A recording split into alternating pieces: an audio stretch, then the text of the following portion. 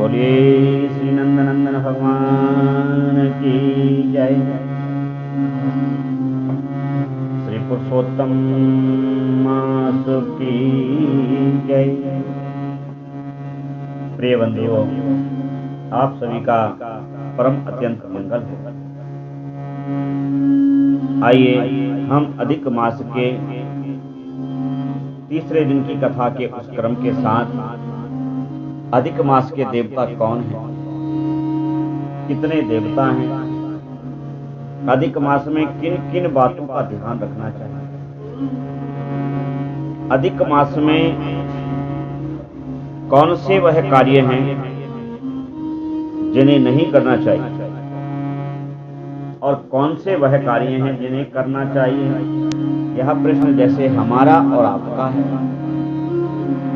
ठीक उसी प्रकार सूत जी महाराज से सनकादिक जितने भी ऋषिगण हैं वह सब कर रहे हैं। प्रथम तो समस्त ऋषि ये जान करके आए उस तीर्थ क्षेत्र में कि जिस अधिक मास को हमने निंदित समझा था, जिस अधिक मास की हमने अवहेलना की थी, उस अधिक मास को भगवान विष्णु के आश्रय मिल जाने से वह पवित्र हो गया। और पवित्र ही नहीं हो गया, भगवान के श्री नारायण के सानिध्य में आने से नारायण उससे इतने प्रसन्न हुए कि उसको अपने गरुड़ पर बिठा करके और गोलोक धाम को ले गए। गोलोक धाम में जब नारायण के साथ अधिक मास गया और भगवान वासुदेव कृष्ण के श्री विग्रह को निहारा तो उनके श्री चरणारविंद में अधिक मास गिर गया। ऋषियों ने हाथ जोड़ करके पूछा, भगवान आप हमें यह पावन कथा अवश्य कहें, हमारी बड़ी इच्छा है।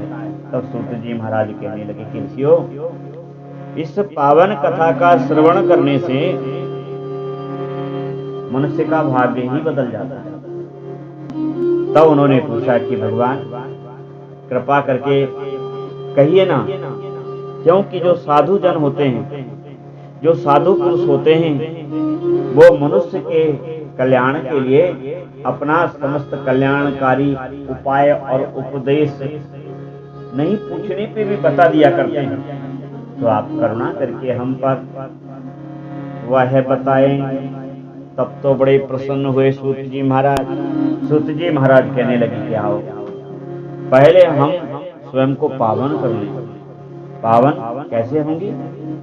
जल के स्नान से मल धुल जाता है शरीर का, किंतु हृदय का मल किससे धुले? आओ हम वही प्रयत्न करें। तो हृदय का मल कैसे धुलेगा? प्रभु के नाम संकीर्तन से।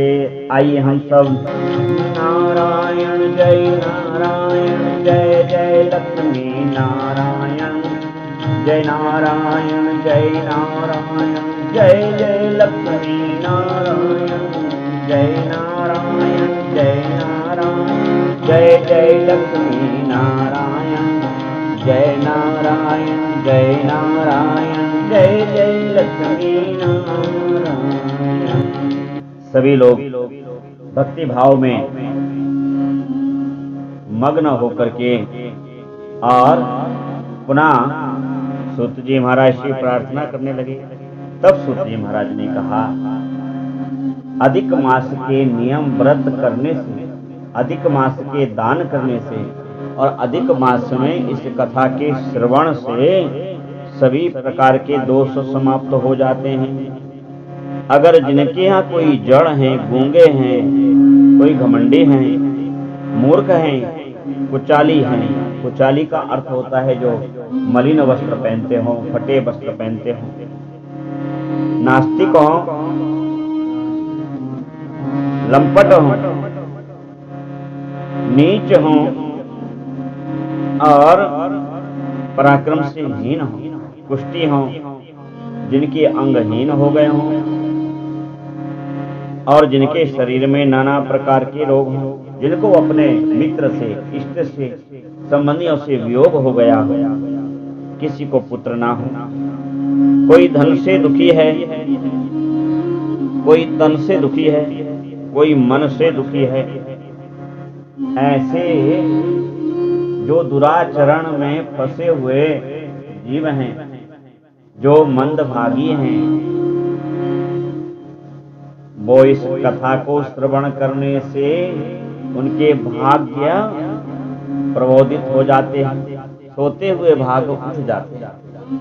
जिनके भाग कर्म बंधन के कारण उनका साथ नहीं दे रहे हैं, वह उनका साथ देने लगते हैं। और तो कहां तक कहें, जो माताएं विधवा हैं, किसी कारण से, कर्म के बंधन कारण से वह इस अवस्था को प्राप्त हो गई। जो माताएं बांझ रह गई हैं, जिनको संतान नहीं हो रही, जिनके परिवार में लूले लंगड़े हैं, मानसिक रोगी हैं, रक्त पित्त के रोगी हैं, मृगी के रोगी हैं, क्षय रोगी हैं, भगंदर आदि के रोगी हैं, और तो कहां तक कहें, चर्म रोग आदि के भी रोगी हैं, पथरी आदि से ग्रसित हैं, जिनको पांडु रोग हो रहा हो बार बार, श्वास प्रक्रिया से जो कष्ट पा रहे हैं, उन्हें इस अधिक मास में प्रतिदिन भगवान बाल मुकुंद का पूजन करना चाहिए, भगवान लक्ष्मी नारायण का पूजन करना चाहिए। इस मास के 33 देवता हैं।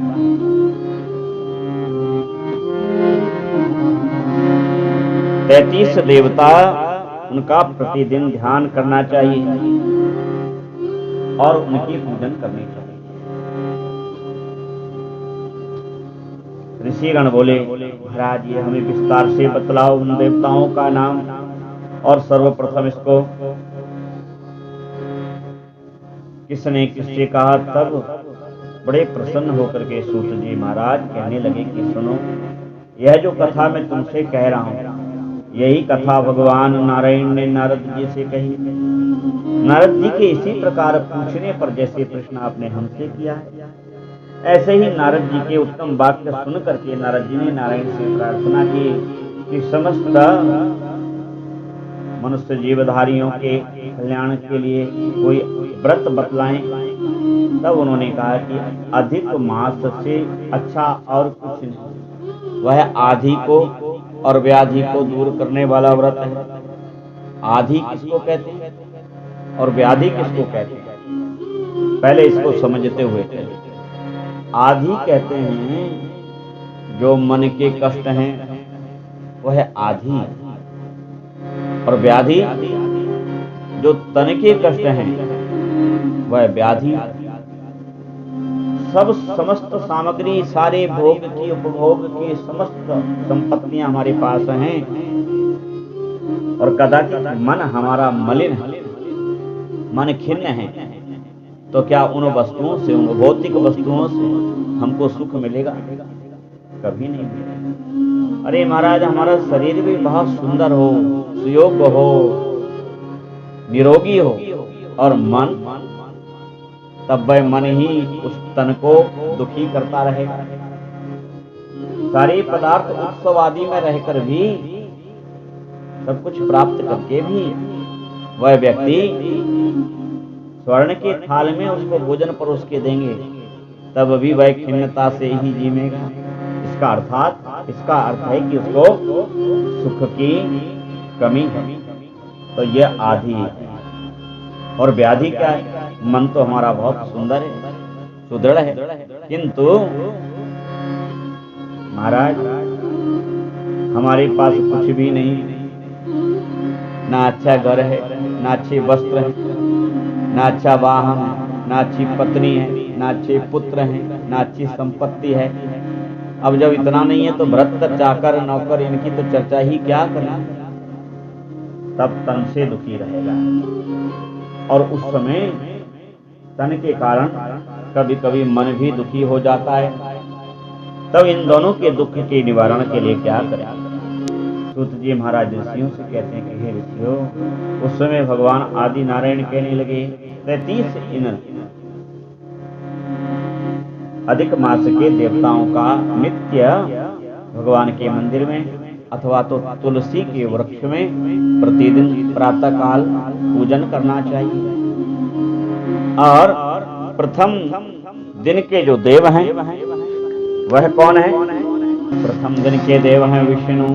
प्रथम भगवान विष्णु का पूजन करें।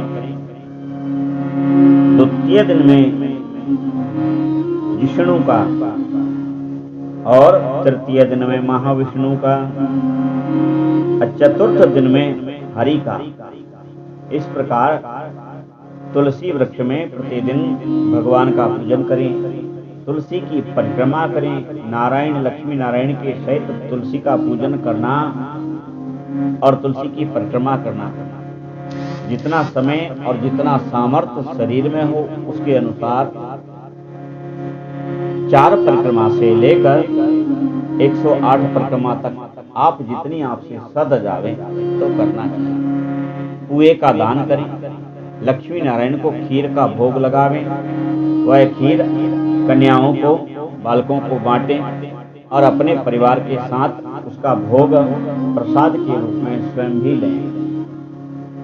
ऐसा करने से मनुष्य के जो उपरोक्त कहे हुए समस्त पातक, समस्त दुर्भाग्य समाप्त होता है और उसको भगवान नारायण की कृपा प्राप्त होती है। आइए हरि नाम संकीर्तन 2 सेकंड, उसके पश्चात जय राम जय जय राम, श्री राम जय जय राम।